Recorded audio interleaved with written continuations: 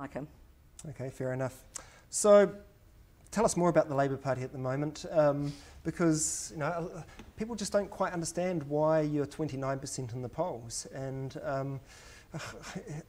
what's going to turn things around? Is it really just going to be bringing down John Key? Is it really going to be just convincing everyone that you've got the best policy? What's your strategy? I think it's fair to say that when you've been in government for 9 years and you have, as you said, with a government that dominated, a government made a lot of changes, some that people liked, some that people didn't like, that when you go into opposition, you're always going to have a tough 3 years.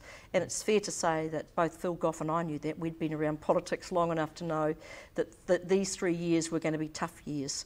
And so what we set out to do was to rebuild the party within our party structures, within our policy making mechanisms, to rebuild our policy committees, our policy council, to rebuild within the caucus the structures we have there, and to encourage and develop our new members of parliament and rewrite and re-look at policy. And that's been the basis of 3 years. So what are we intending to do? We have made some major changes in policy, as you can see in our economic policy, as you'll see in our social policy. That's the positive side of being in opposition for a short while. You get to re-look at what you're doing and to see what you'd change and what you'd do differently. Okay, we'll see if anyone else has got any questions especially about the Labour Party and how well they're not doing or doing. So I'll hand it over to Nicky. Yeah, there's a question on Twitter about what your thoughts are on Phil Goff's leadership and if it's unwanted media criticism. Unwarranted media criticism. It's obviously unwanted. Well, the answer is yes, it is. I think Phil Goff is the right leader for us in the Labour Party. He was the person with the experience, with the integrity and the honesty and the ability to hold a party together after a major defeat. So why don't the public see him like that then? Well, I think that what's interesting is when we were talking of polls, that in recent times actually Phil's ratings, although still relatively low, have gone up once he got some exposure. And you might have, here in Dunedin you wouldn't have seen it, but he's had two-page spread in the New Zealand Herald about who is Phil Goff, the man, what does he stand for? Followed up by another one on politics the next week. Is that those photos of him with really long hair? Yeah, yes, yeah, longer than yours actually. Yeah. But I think what Phil has suffered from is transferring the image of him as a minister and a long-term minister into the political leader of a party. But certainly the more that people see him and meet him out and about, people really like him. And he is up against, let's face it, a very popular Prime Minister that gets amazing media coverage. Okay, we've got a question in the audience here. What do you think of his handling of the Darren Hughes affair, do you think? He kind of flip-flopped? No, he didn't. He handled it absolutely appropriately. Okay. And even appropriately, and I should know. Yeah. and in light of the fact that no charges were laid against him, do you think we'll see him return to Parliament?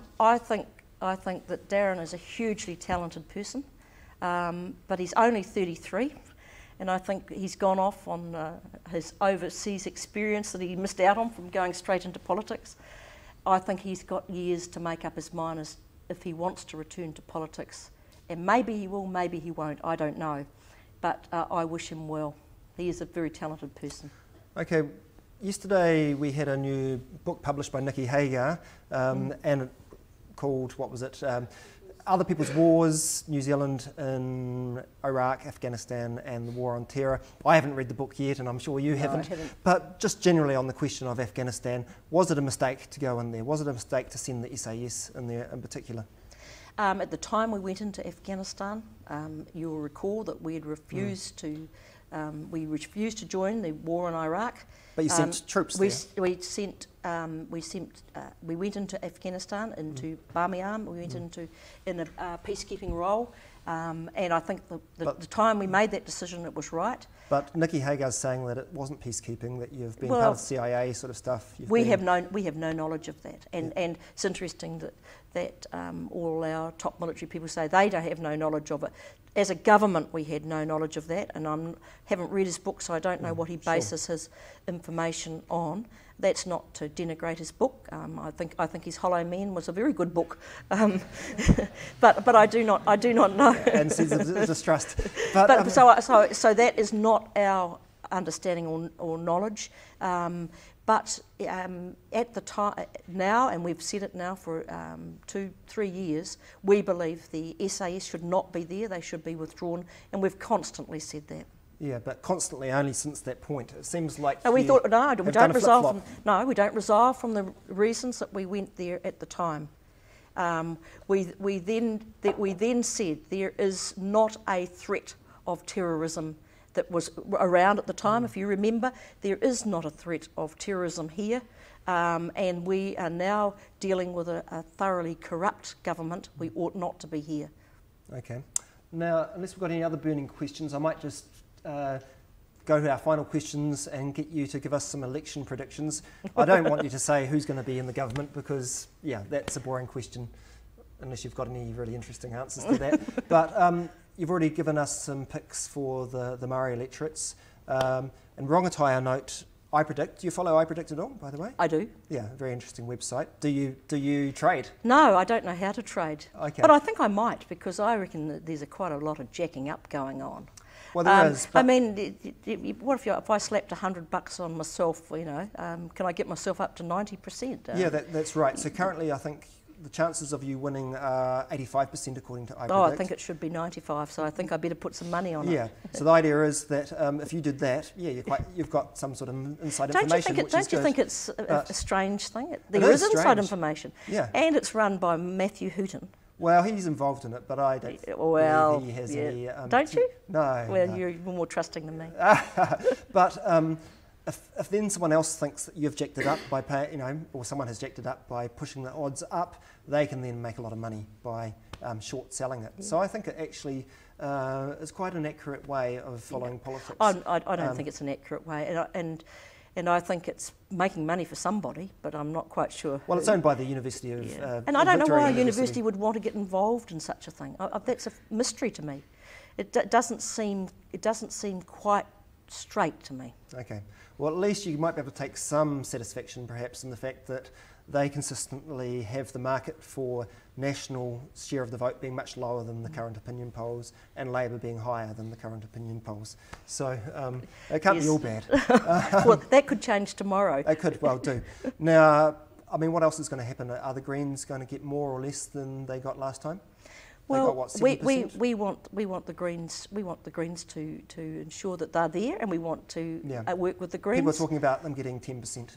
Well, if you remember before 2008, I think that was predicted that they would get around 9-10. Yeah. Part of their problem has been over the years is coming in under what the predictions are. So it'll be interesting to see. So on the record, you can't give us 8%. I'm not. Look, that's their business. So I'm not sure, but I'm sure they're going to be there. Okay. In ACT, I think there'll be John Banks. Yeah.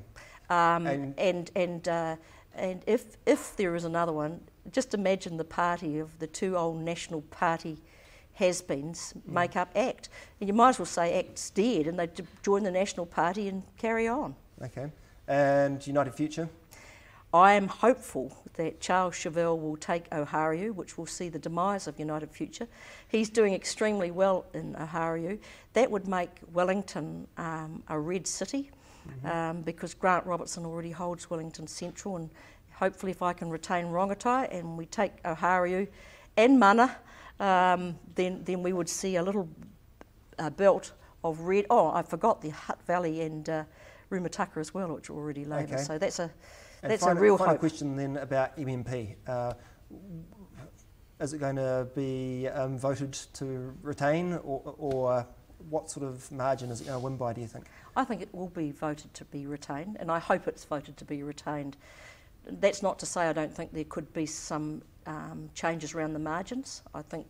I do think there is a problem when a party wins a seat and then brings in a whole lot of others and doesn't have to meet a threshold. So maybe get rid of the threshold? Yeah, but maybe the threshold could be lower, it could be 4, as it was under the Royal Commission.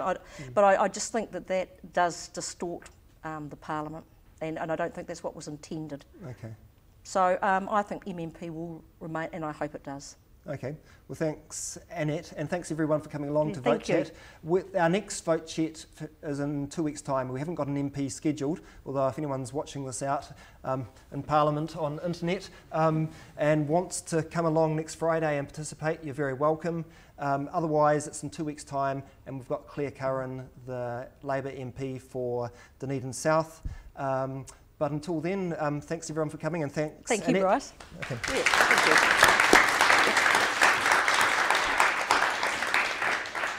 That went fast. Yeah.